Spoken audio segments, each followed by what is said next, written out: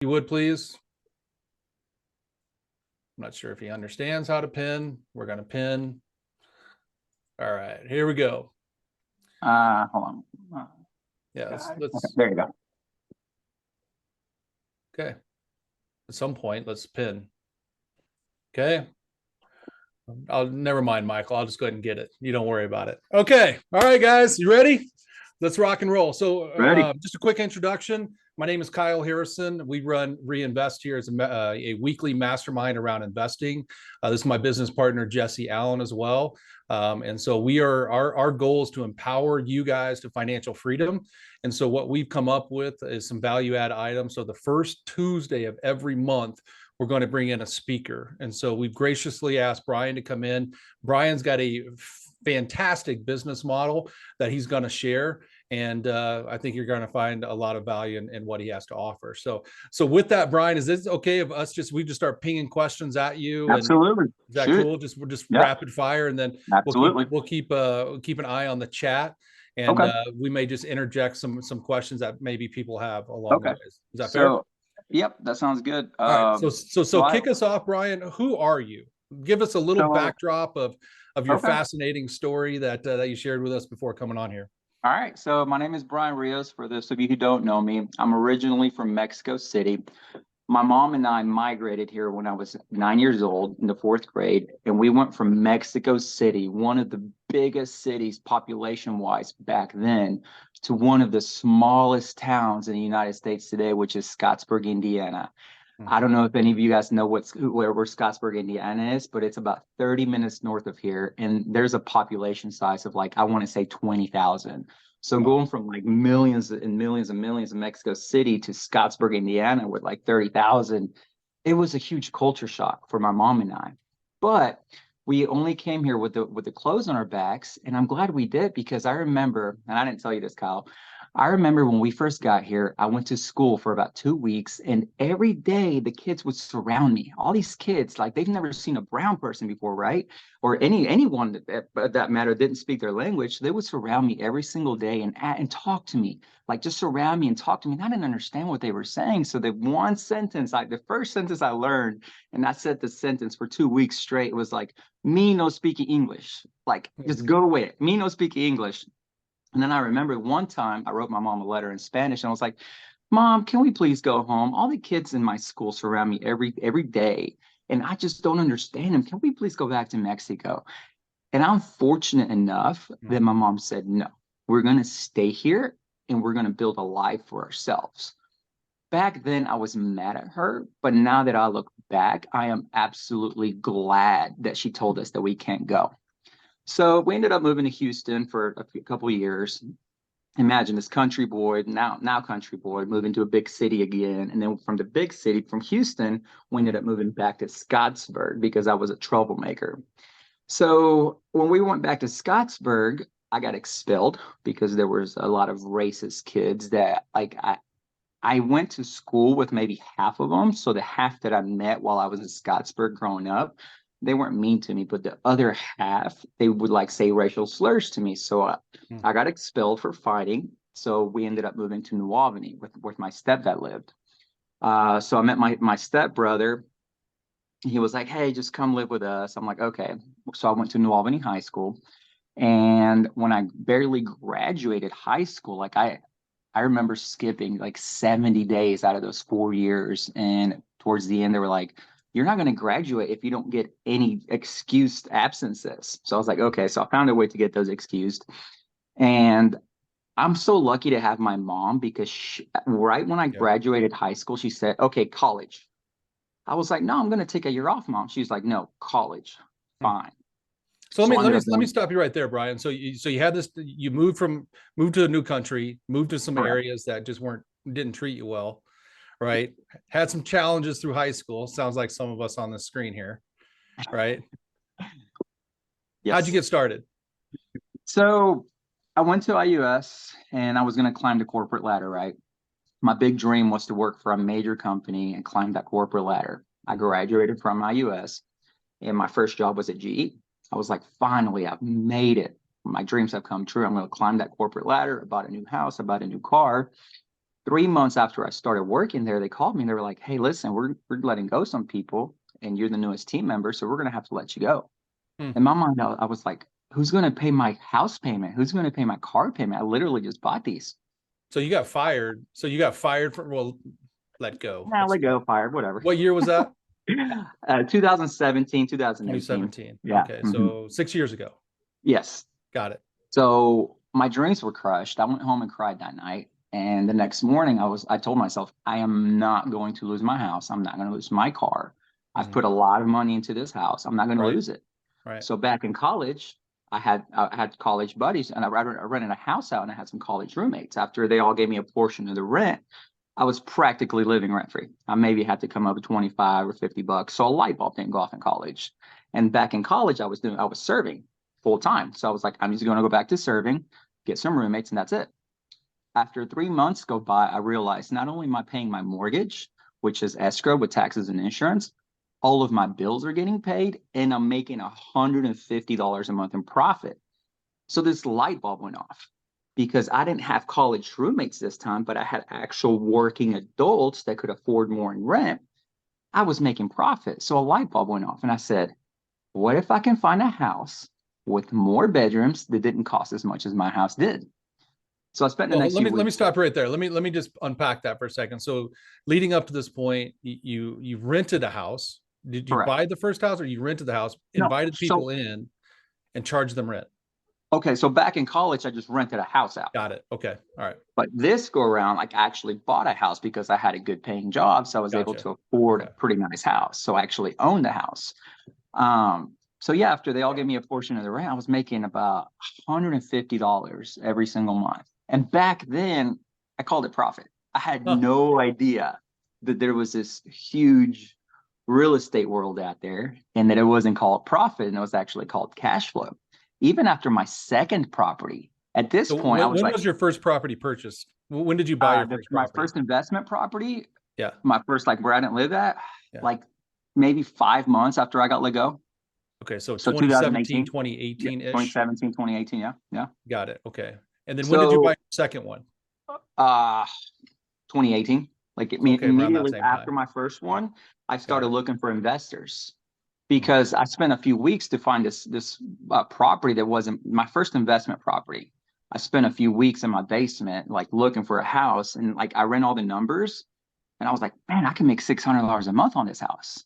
Hmm. So, like, I called my lender. He said, well, since you just got let go from your job at GE and you don't make enough at your current serving job to be able to get a pre-approval for this house, you're going to have to put every single penny that's in your savings account as a down payment, and your mom's going to have to co-sign for you. Hmm. So I was like, ah, that's Interesting. a tough one, man. But That's a I grown man's committed. dream right there, when mom has Yes, to co-sign. right. That's exactly how I felt. Oh, my mommy's got a co-sign for me. Yeah, So, living the dream, Brian. You're living the dream, man.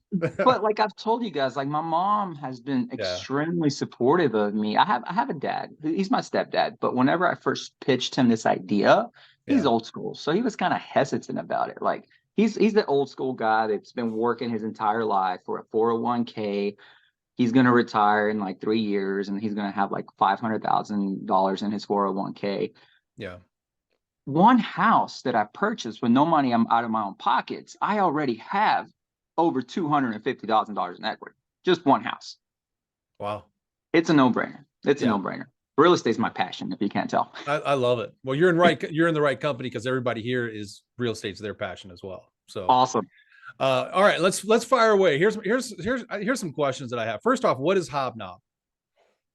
So it first started as renters first.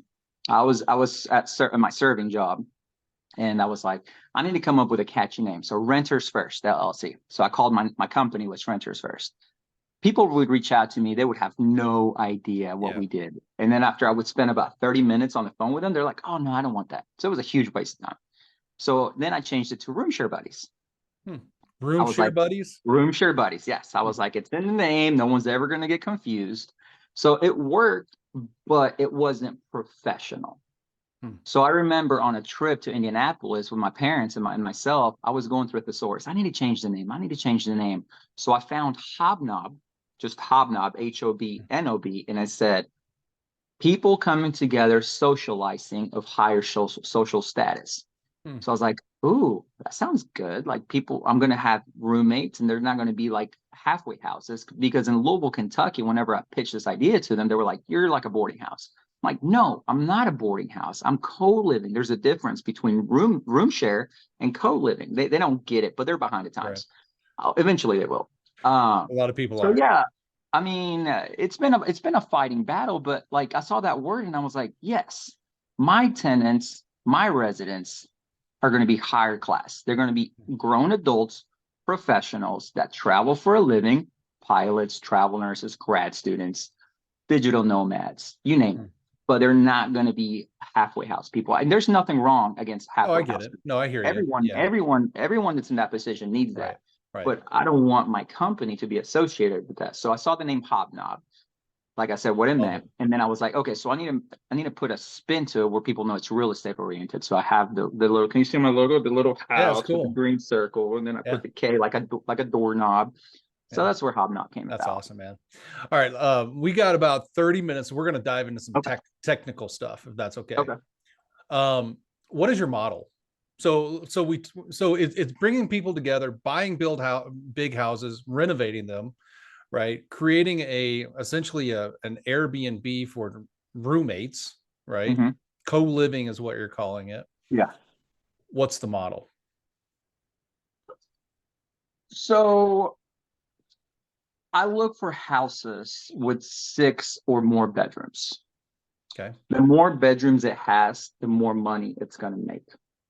The less bedrooms it has, the less money it's going to make. And the reason I say 6 is because right at 5, you might think you're making money. But back then, whenever I first thought of this and like I was making decent money, I forgot to calculate every other expense that's out there because I was doing all the work myself. My dad and I were doing all the maintenance. I was doing all the cleaning with my mom. So I was doing all that work. So Mm-hmm. that ended up, my time is worth more than that now. But I thought back then I was making money, but I wasn't. So Yeah. right now, when I look at it, I'm like, so I sat down and I said, okay, so 6 or more bedrooms, you're making money. But 5 or less, you're breaking even. At 5, you're breaking even. At 4, you're losing money. Hmm. So I look for houses with 6 or more bedrooms. My 2 biggest houses are 11 bedrooms. Now, And here, let me stop you right there, Brian. Is that a house where you can add bedrooms? So let's say you've got like a big living room, like an older home or something where you could chop it up. Would that be consideration, or are you looking for a house that has these types of bed? I mean, what? Yeah, walk me through that. so there are co-living companies out there that all they do is try to find bedrooms to squeeze out every single profit they can. Okay. The issue with that is the tenants aren't comfortable, so they don't end up staying for very long. Hmm. Our average tenant stay is 8 months. People think we're short term, we're not. The average is 8 months. Our longest tenant is 2.5 years. Our Wow. leases are month to month from day one. And people love that. They love not feeling confined or just, they have to stay somewhere forever, because our generation, this generation, they don't want that. They don't want to sign that 30-year mortgage. They Hmm. just want to be digital nomads. Like I said, it's COVID, man. That Flexible. literally Yeah. COVID completely transformed the way we work. It showed companies that we can work from home and be even more productive. Yeah. They don't have to literally go to the office every single day. They don't have to. Yeah. So six bedrooms is the minimum that you're looking Correct. for. Yeah. And those that are on here in 30 seconds or less, what is co-living? What exactly is that? So co-living is essentially people just coexisting in a home and just having their own private bedroom with their Okay. own deadbolt lock, and then they share the common area. Got it. So their Okay. bedroom is private. We can't go in their bedroom because it is Gotcha. 100% private. We make our leases kind of like a hotel. We can Gotcha. go into common areas anytime we want, but we can't legally go into your bedroom. It's your bedroom. We Got it. have to give you a 48 hours notice to go in their bedroom. But the whole common area is shared space. Okay. And So that builds community. That makes them, this generation is the loneliest generation ever. Even though we're the most connected by technology, we're essentially the loneliest. Like all we yeah. do is just go through social media, swipe, swipe, swipe, and that's it. Yeah. So co-living gives people a sense of community. They're people that are feeling lonely. It makes them feel like they're a part of a community where they can actually come in contact with another human being on a daily basis. Okay. So 6 bedrooms minimum. How many minimum bathrooms?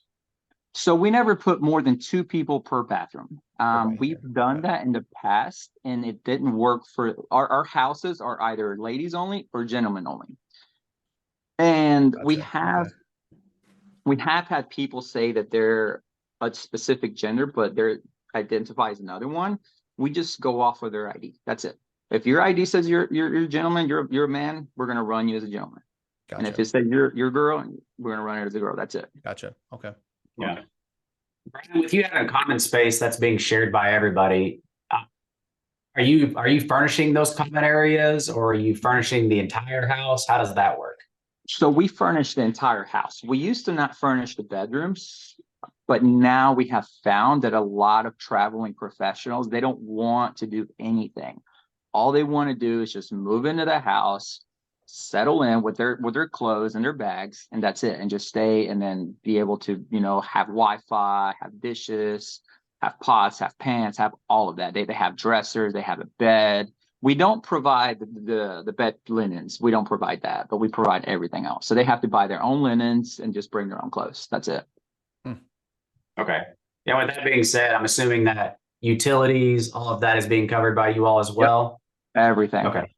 Yeah. Water, gas, sewage, everything. Internet.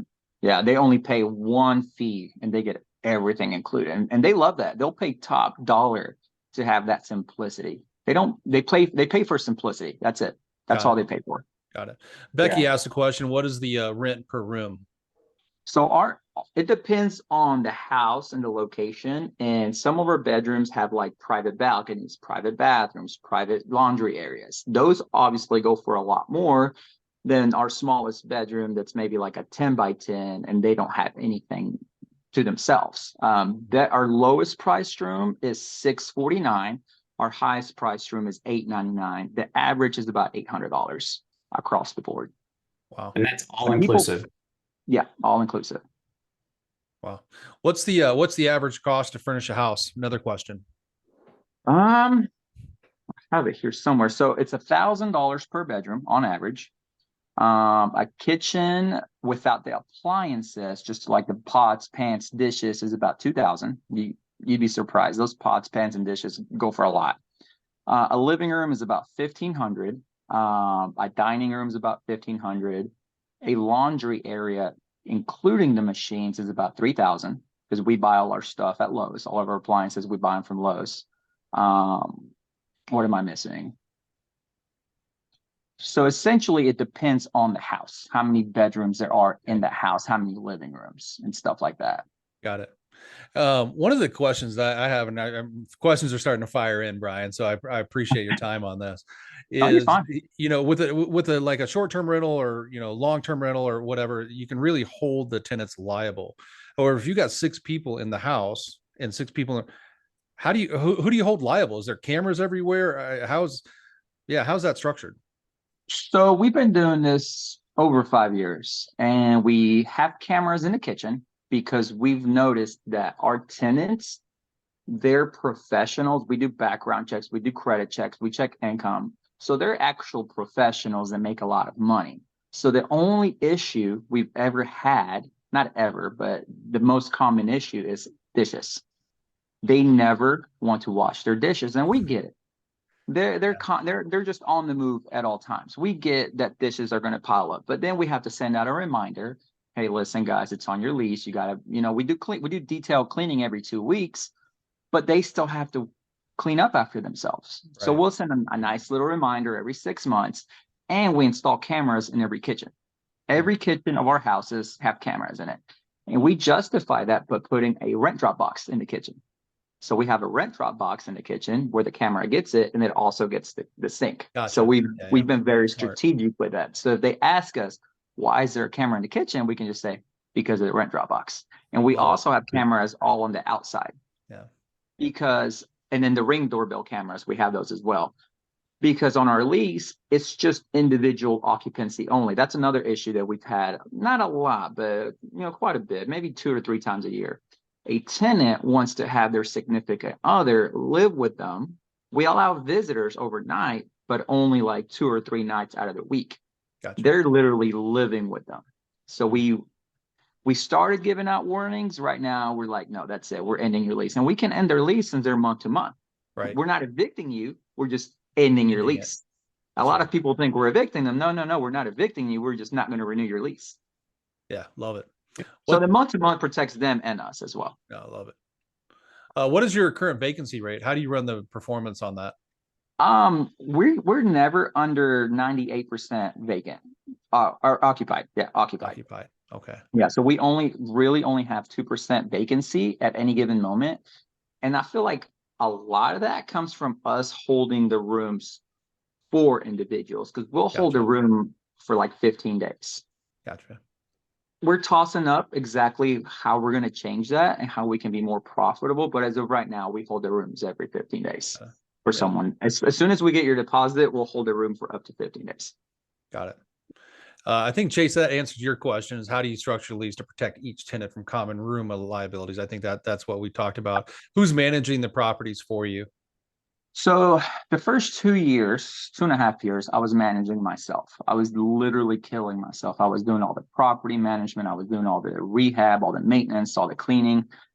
And then I met this girl by the name of Jessie. She has honestly been vital to HobKnob because she is so good with people. She's stern, but nice. But she doesn't let people get away with anything.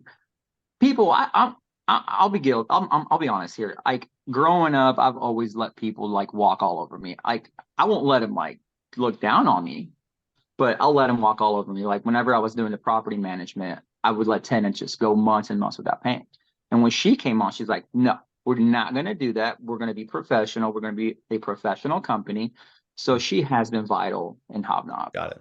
So she helps manage all the properties for you. Correct. Got it. And how many properties do you own right now? So we own a total of 9, and we have 62 bedrooms that we rent out. Got it. Okay. Yeah.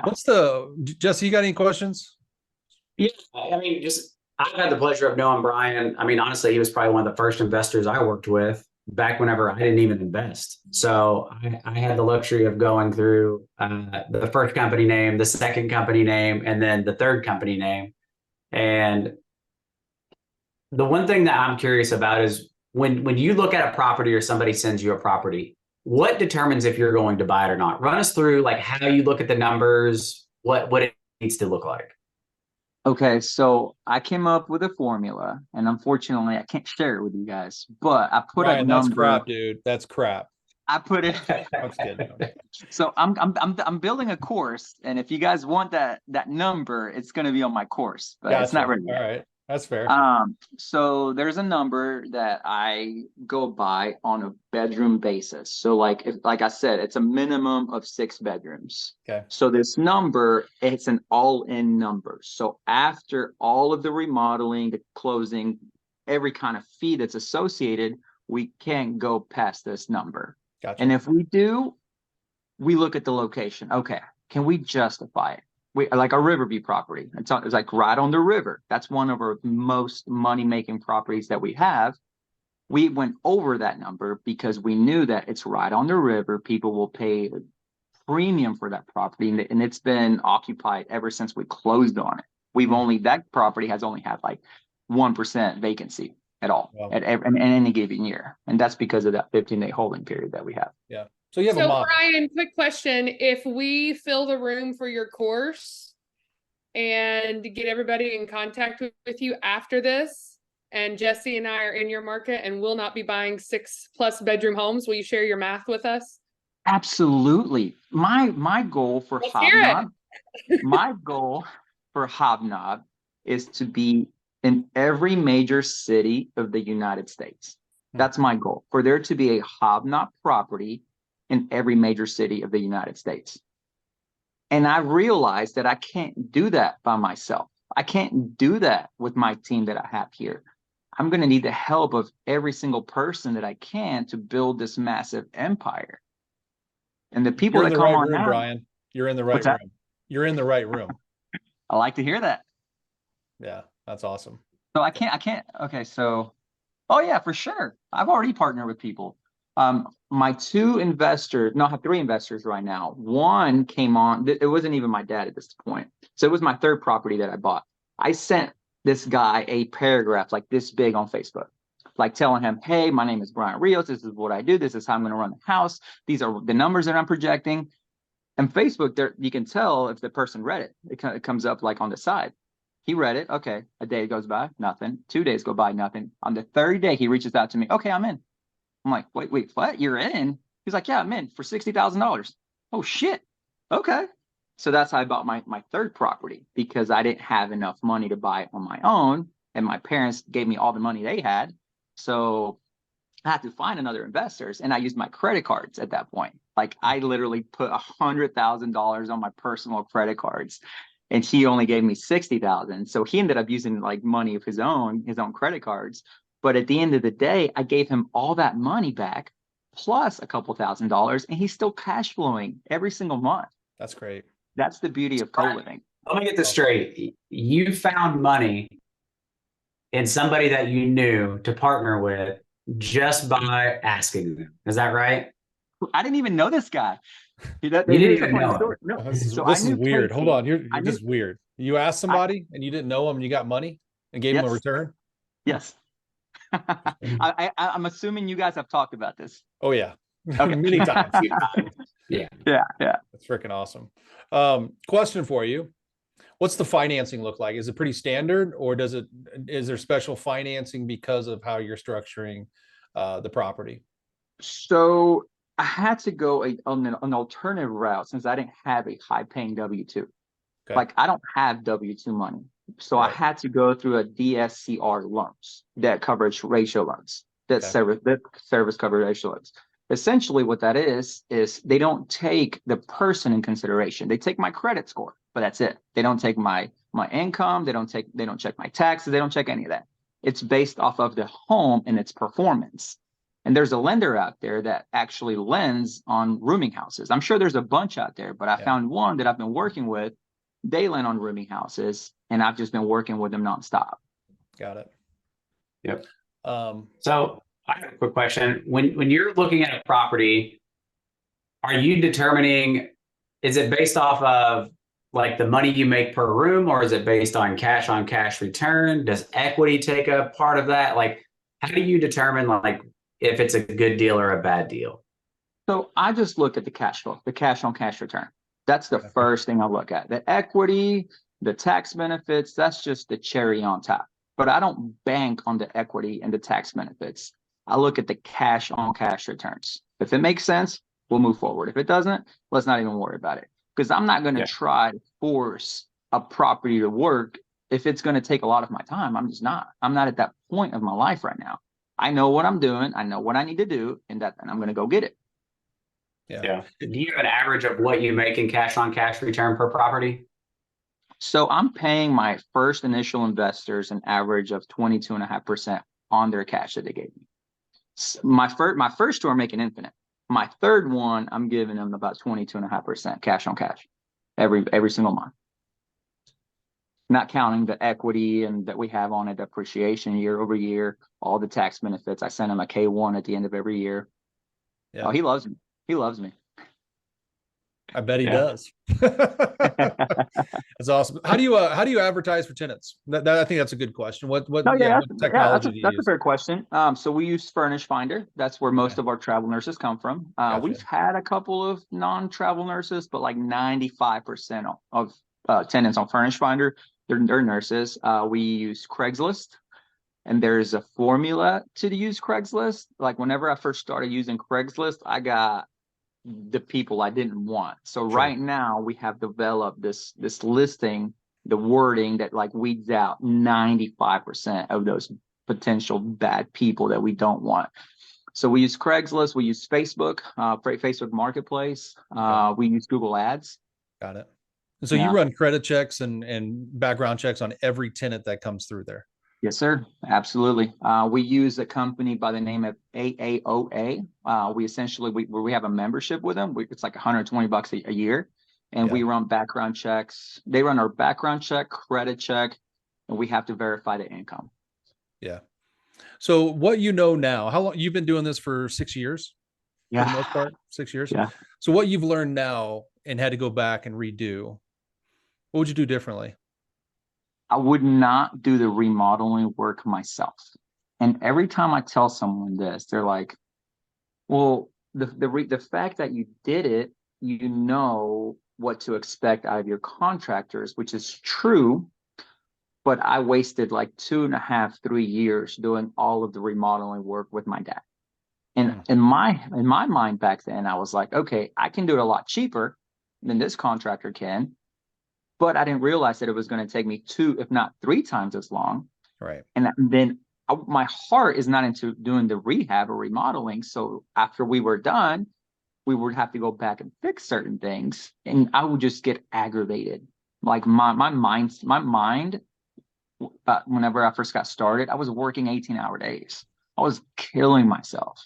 Yeah. Today, I enjoy what I do. I enjoy having these calls with you guys. I enjoy bringing people up with me. I enjoy that because one feeling that never gets old is helping people. Buying new cars, that'll get old.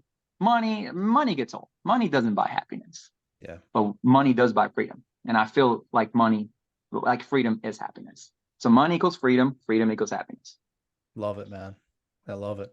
What, talk to me, Brian, as if I'm buying my first property. What piece of advice or advices would you give me? And what would be the hurdles or the speed bumps to watch out for? So I would tell you, definitely don't buy a single family property because there's a lot that could go wrong with a single family property. Like we were talking before this, they could end up staying a year and they could completely trash the house where their deposit won't cover it. And those earnings that you made, you're going to have to just put back into the home.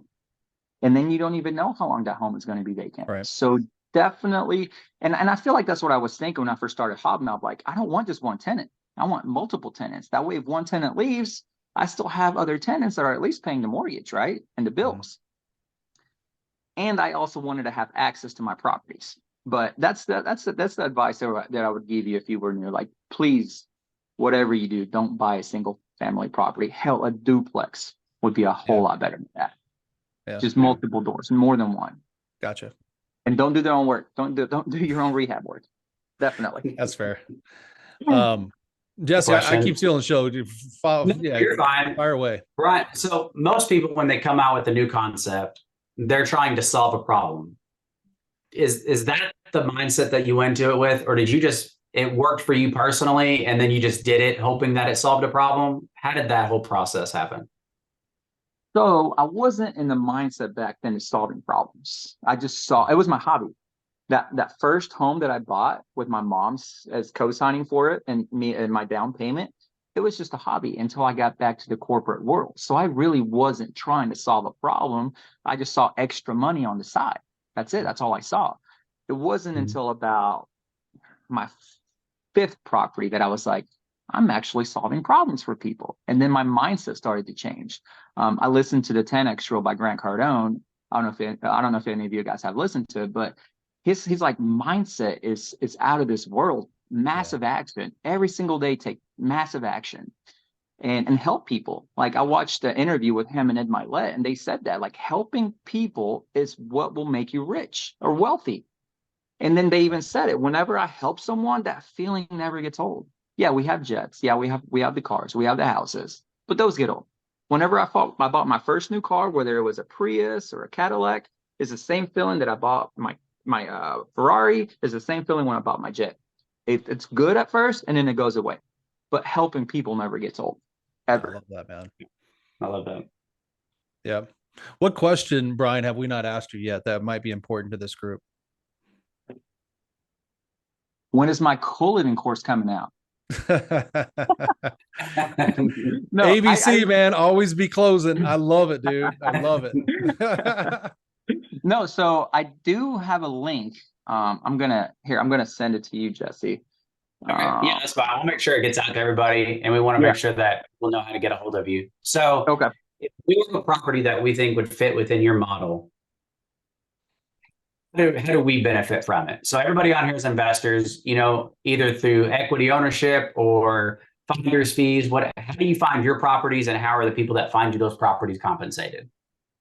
So if we're going to partner on something, here's what I've done with two of my partners. It goes one of two ways. If the house needs work, we're not going to be making cash flow day one. It might be 6 to 8 months, but we're going to remodel it so efficiently with my contractors and my perks that I get at Lowe's that we're going to get all of our money back. All of our money back, and we're still going to have ownership in the property, and we're going to be cash flowing every month. Maybe not a lot, but we're still going to be cash flowing, and that's called infinite returns. I'm sure you guys already know. Or there's a second way. If the house doesn't need any work, we just need to furnish it, and we can rent it out within the month or two. I've done that as well. Your money probably won't come back to you once we refinance that, or your money probably won't come back to you because we're not going to be doing a refinance, a cash out refinance, but you're going to be getting a hell of a lot of cash flow. So Todd was one of my newest investors. That's the one I'm giving 22.5%. We found a house that was already done. We just had to furnish it, and we ended up renting it 2 months after we closed on it. He's been getting 22.5% cash on cash returns ever since we closed on it. Now, Rob, my first investor, I didn't give him a penny until like 7 months. Yeah. But at the cash out refinance, I gave him all of his money back, all of it, plus a few $1,000s, and we're cash flowing maybe like $300 to $400 every month. Me and him on. Are you? So there's two ways. I'm sorry, Brian. Go ahead. I didn't No, mean go to ahead. cut you. No, yeah. So I was just saying, there's two ways to do this, and I'm Gotcha. sure there's more. I'm sure there's plenty more. Sure. And like I was telling you guys, I can't do this by myself, right? So it takes a team. Yeah. No successful person out there ever did it by themselves. None. Do you? There's And I always a love team that. behind them. Yeah, you've got a lot of Keller Williams. You got a lot of people that have the same values that you're talking about. So you're in great company here. Do you cost seg a lot of your properties, or do you use that as an advantage, or like how do you use that? I have never done cost segregation, Okay. and people have told me I need to look into it. Okay. But from what I've been told, it's going away in the near future. Last year was the last year to get 100% returns on that, and then this year's not going to be as high. I could be wrong, but that's just what I've heard. Yeah. I've just never got into it, to be honest, and now I feel like I should. Yes. I feel like it would Yes, you should. definitely benefit. Yes. Yes. But I can only think so much, right? No, I know. No, I just out of curiosity, and again, you can, if you don't feel comfortable sharing this, what's the average price of a home that you purchase? And the second question behind that is, what's it zoned? Is it typically zoned a certain Zoning? Yeah, zoning. So the average price really is all across the board. So the houses got bigger.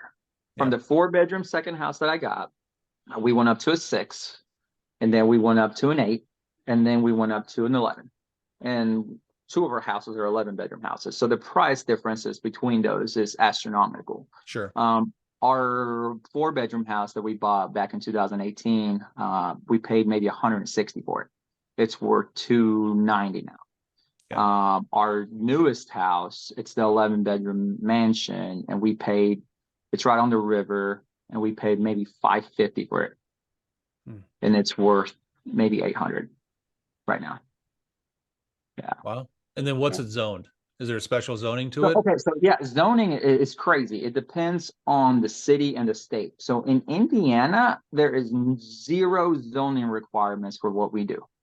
They have they're very business friendly, and they're like, as long as you're not bothering your neighbors, do whatever you want. In Louisville, Kentucky, they're so strict about this. We have to be zoned office, residential, or higher density. So one of our 11-bedroom houses in Louisville, Kentucky, I had no idea that it wasn't. No, I did know that it wasn't zoned correctly. So I was like, okay, I'm going to get it rezoned. I had no idea that it was going to take 6 months and $14,000 to get it rezoned. So right now, if it's not zoned correctly in Louisville, we won't touch it right now. But in Indiana, anything's fair. Yeah. Probably why a lot of businesses come to Indiana. Yeah. But we try to stay no more than 10 minutes driving distance from downtown Louisville. Okay. That's good to know. Some of these questions on here, does the rent include electric, water, and cable. I think we answered that. The answer is yes, right? And So internet. cable, no. We don't include Okay. cable in any of our properties. Cable's going away, man. We do Netflix. We do Roku TVs in the common areas. The Gotcha. bedroom, they don't have TVs, but they can bring in their own if they want. But the common living rooms have TVs. They're Roku TVs, and we include Netflix on them. And then if they want to get anything else they want, they can just pay out of pocket for that. Yeah. The other question on here I don't think we answered was, how do you find your properties?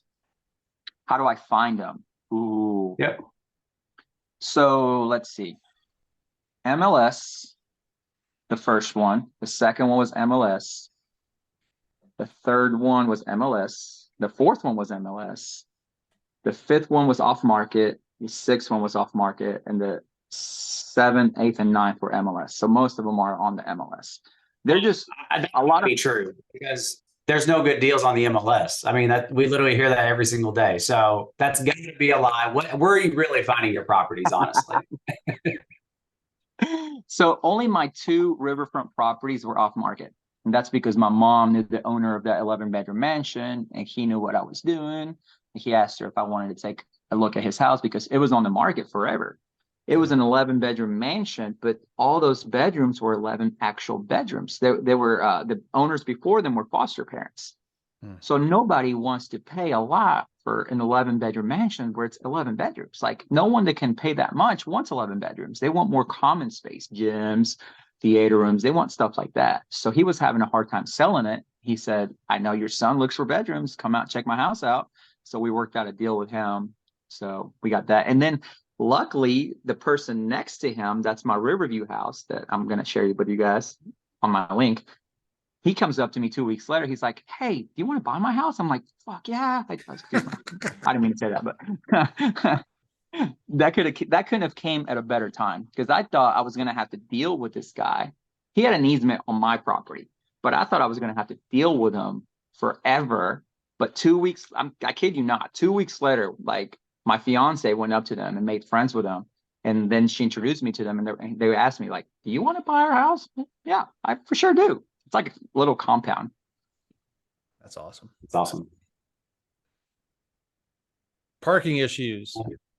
Yeah, so we definitely look for parking. Every single property that we look at has to have parking. Our 11-bedroom mansion and the Riverview house, they have a total of 20 parking units. Okay. For them. So yeah, we definitely look for parking. We've been fortunate enough, well, not fortunate enough, like the harder I work, the luckier I get, is what I say. But I've been fortunate enough to be able to find houses that have plenty of parking. Yeah. And then the laundry is another one. So only 4 tenants per laundry is what we do. They each get a day, and then Friday, Saturday, and Sunday, it's open for everyone. Okay. We're about out of time. Question. I know we're at time. Last question. What book are you reading right now? What podcast are you listening to? What should we be looking out for? So I'm reading a. Oh, time out. Just went on mute. There you Someone go. called it. Next 5 Moves by, who is it by? Repeat what you just said, because I didn't hear it. Your Next 5 Moves. Your next 5 moves. It's by something David. I know that. It's this guy that you just got to listen. You just got to read it, man. I'm not going to give it away. But like I said, the 10X rule literally changed my life. I had brain cancer. I don't know if you guys knew this or not, like a little bit over 16 months ago. So I had, I had brain cancer. Wow. So I had to have surgery. And I feel like my mind, Patrick David, that's what it is. So I feel like my mindset that Grant Cardone instilled in me actually saved my life, because if it wasn't, dude, I recorded a video. I snuck out of the room the 2 days before the surgery, and I recorded a video for Grant saying, like, hey, Grant, listen, I'm not being a little bitch. Grant Cardone has a saying, don't be a little bitch, because I thought I was having panic attacks or anxiety attacks. And I thought I was being a little bitch because I was just starting to watch him. So whenever I found out it was a brain tumor, like, I cried. But then whenever I settled down, I was like, I wasn't being a little bitch. I was the opposite. So I sent him a video saying I was kind of glad that it was a brain tumor and it wasn't me being a little bitch. So yeah, I had surgery. Whenever I first woke up from surgery, I couldn't talk at all. I Wow. had to learn how to talk all over again, how to write, how to type. Yeah. So, I mean, guys, if I can do it, anyone can do it, man. I love it, man. I love your story, Brian. It's a fantastic story, and just I really appreciate you. We really appreciate you coming on and just sharing your Oh, story thank and you guys. just your Thank journey. you. And you're in the right room of like-minded thinkers, and Okay. love to potentially have you back. And obviously, when you write that course, we'll get it out there, and whatever we can do Okay. to serve you and help you and Absolutely. grow HobKnob. Just let us know. So Okay. Yeah, absolutely. All right. So for All the right. on the call, we'll be sure to get his information so that way we can share it with you guys as well. Cool. Anything Thanks, else guys. before we depart? Oh, Anything thank else? you, Kyle. Thank you, Ryan. Thank you, Jesse, for putting this together. It's been fucking awesome. Cool, Can I man. keep saying the F Yeah. word? Yeah, you got to Okay. tone that down a little bit, Brian. Especially you don't want to be teaching that. No, I'm just kidding. All right, see you guys. Appreciate you. Talk to you soon. See you guys. Thanks, guys. All right, bye.